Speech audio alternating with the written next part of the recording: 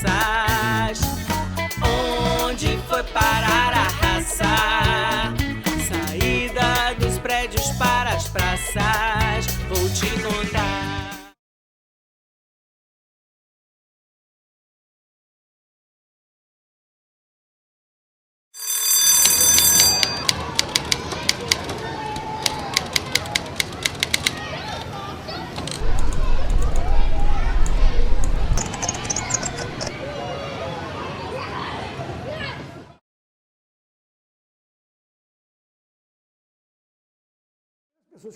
O Nelson Oliveira, nossa senhora, professor de geografia, o cara falava coisas que para mim, sabe, o que é geopolítica? Sabe, o que hoje é geopolítica para muita gente pode ser uma coisa comum, banal, em 1950, para mim não era banal geopolítica. E ele introduzia essa discussão do mundo dividido, que na época da Guerra Fria, né, plena Guerra Fria, quer dizer, você tinha um material, um fartíssimo material para discussão em sala de aula que não estava no livro. Eu me lembro de um livro que ele lançou na época, a influência do Atlântico Sul. Era alguma coisa ligando o Brasil à África. É um trabalho pioneiríssimo de Nelson, 50. Quando hoje ainda se discute a aproximação entre Brasil e África, entre América e África, ele lança um livro. Eu vou ao lançamento na livraria Civilização Brasileira, ali na Rua Chile. Quer dizer, como é que essa atmosfera, ela é formadora de um caráter, ela é formadora de uma percepção de mundo. Primeira coisa, ninguém decorava nada. A gente preparava fichários e trazíamos mapas. Eu adoro Atlas. Eu hoje viajo no mundo, Valdir foi que me ensinou aos 13 anos em como ler um mapa, em como ler uma cidade, como conhecer uma cidade. Essas coisas que eram importantes. Nós tínhamos uma metodologia mais nova, me parece hoje, porque imagina, em 58, sei lá, 59, você não fazer uma prova de geografia, que você não tem de decorar os rios, que você tem de localizar o rio no mapa e aí falar sobre aquilo e ler o mapa e ver. Então, você aprende o mundo. As ciências humanas, elas também tiveram um bom, digamos assim, enfoque, um novo enfoque, porque se vinha sempre para o presente. Mesmo se falando sobre descoberta da América, por exemplo, mas isso era sempre voltado para a sua visão de hoje e a tentativa de entender a importância daquele acontecimento para as gerações futuras. Então, isso era um enfoque muito peculiar e muito importante. Eu pedia que eles fizessem perguntas, as perguntas mais absurdas que eles tivessem sobre o tema. Eles faziam perguntas, né? E depois dessas perguntas, eu separava as perguntas por temas, assuntos definidos, e aí cada equipe se preocupava em estudar a resposta daquelas perguntas. Então, cada um tinha a resposta para aquelas perguntas. Depois nós transformamos aquilo ou numa entrevista ou numa audiência de comissão. Então, ou podia ser, cada um escolhia, a gente podia fazer um jogo simulado, podia fazer uma mesa redonda, podia fazer um painel. Então, o menino estudava aquela resposta e a equipe aqui perguntava. Aí ele respondia, não sei o que mais. E aí a sala toda tinha direito a questionar. Então, eles respondiam. Aí no final eu entrava e complementava e fazia fechava o tema, né? Então depois que eles discutiam, por exemplo, esse tema, cada aluno então ia fazer o seu trabalho individual. E aí eles iam para a biblioteca e eles preparavam um texto sobre o tema e aí sim, eles tinham então 3 notas. Uma nota do trabalho de equipe, que era dada pela equipe. A equipe lá discutia, eu dizia assim, por exemplo, são 5 membros, a equipe ganhou 40 pontos, e teve 8 vezes 40. Mas acontece que dentro da equipe uns trabalharam mais do que outros. Então um que disse, eu fiz isso, fiz aquilo, eu quero 10. Então, esse não veio para a reunião, esse não sei o que mais, minha filha, então você tem que ter 4. Então eles brigavam muito, eles aprenderam muito a autocrítica e a discutir. Não era simplesmente 40 dividido por 5, todo mundo média 8, não. Não, vocês são diferentes, participação diferente, então nota diferente. Então eles vinham dar uma nota da equipe Eu dava a minha nota e ele fazia uma autoavaliação. Ele dava a nota dele. Aí eu dizia os critérios. Estabelecia os critérios, então ele tinha que desenvolver a autocrítica. Para mim, o mais importante era a nota que ele dava a ele. Já vi aluno de pegar assim e dizer, eu mereci 2. Porque quando vinha, participou de todas as reuniões, quantos livros você leu, que livro você leu. Então você estabelece critérios e aí ele vai dominando em que nota você merece. E geralmente no final de uma unidade a gente tinha uma feira de conhecimentos, que era quando a gente distribuía, compartilhava o construído com toda a comunidade. Então, aí, primeiro ano, eu estava estudando História Geral, então tinha a barraca da Grécia, a barraca de Roma para dos egípcios, aí tinha a barraca, as minas se vestiam disso, mais daquilo, outro. O segundo ano eu estava estudando História da América, estava estudando os Incas, os Maias, os Aztecas. Então, de repente, você via a história toda através de uma feira de conhecimentos e as pessoas iam buscar e comprar conhecimento em sua mão.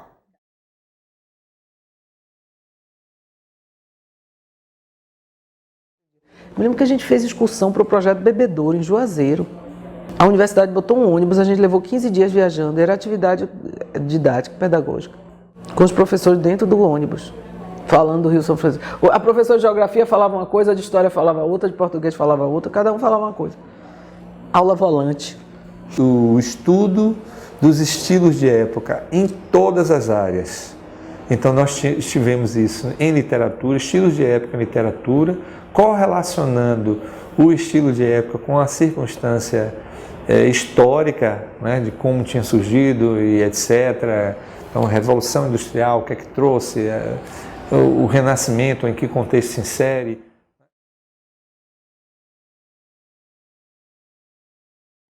Era uma aula de participação total, entendeu? Ela não fazia, ela tinha horror àquela história decoreba. Ela dava, trazia um capítulo para se estudar na sala, ou marcava um estudo para se estudar pela Segunda Guerra Mundial. E aí tome-lhe crítica em cima das guerras. Eu já era do colégio de aplicação e vim fazer dança num curso preparatório que tinha na escola de dança. Ainda a escola não era bem estruturada como uma faculdade superior de dança, era objetivo de ligação, mas não estava tão estruturado. Parava a história do Brasil em Getúlio Vargas. Você não estudava a Revolução de 64, quer dizer, de Jânio para cá, o colégio não estudava, era proibido estudar. Então você imagine o que é isso aí. E a gente discutindo, como eu estou falando, nós fizemos tribunal para Getúlio Vargas.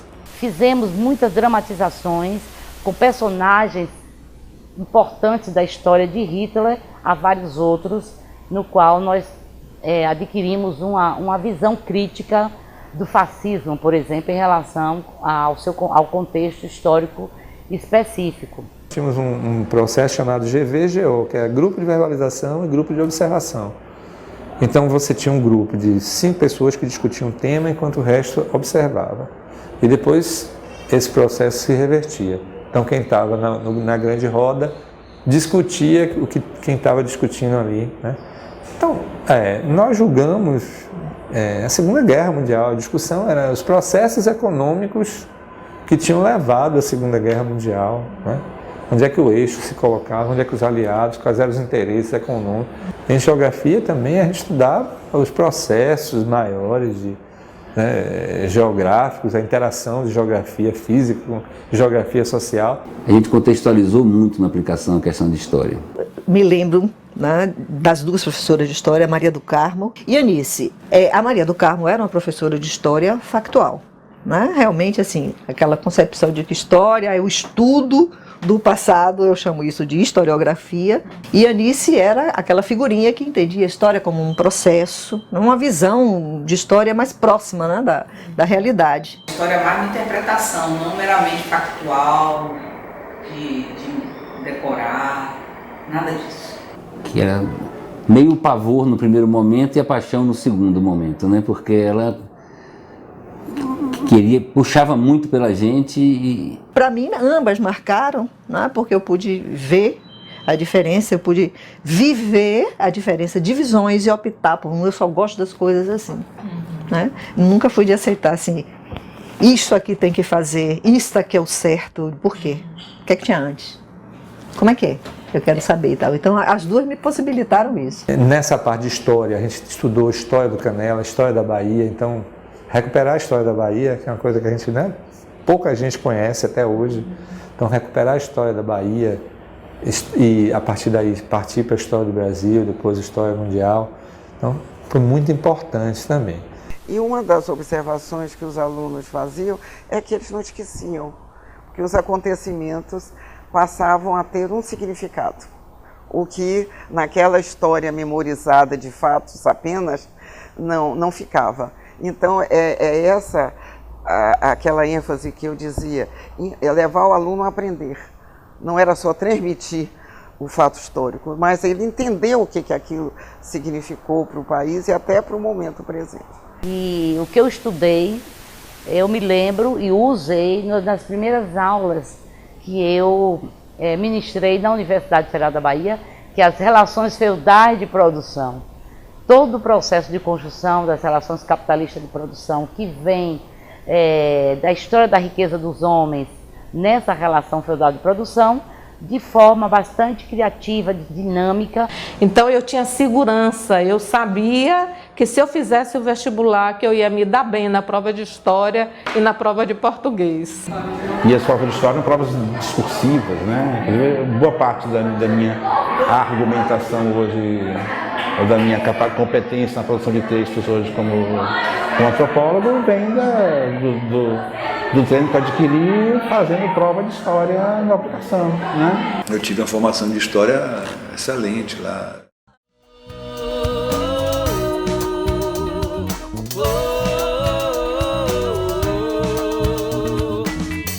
Onde foi parar a raça?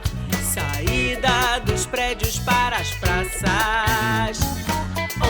Onde foi parar a raça? Para as praças, vou te contar. Foi por ali, por acolá, está por vir, vou te contar. Foi por ali, por acolá, está por vir. Gente tão aplicada, caneta, sai a palavra.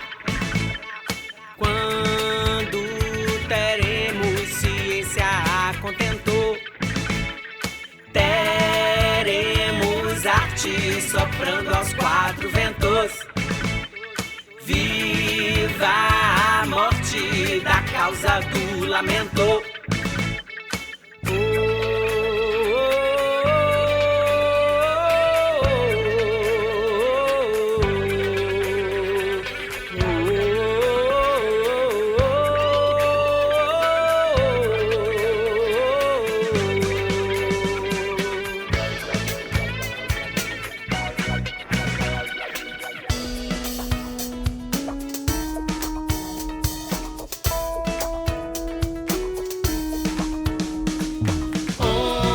Foi parar a raça, saída dos prédios para as praças. Onde foi parar a raça, saída dos prédios para as praças. Vou te contar, foi por aí.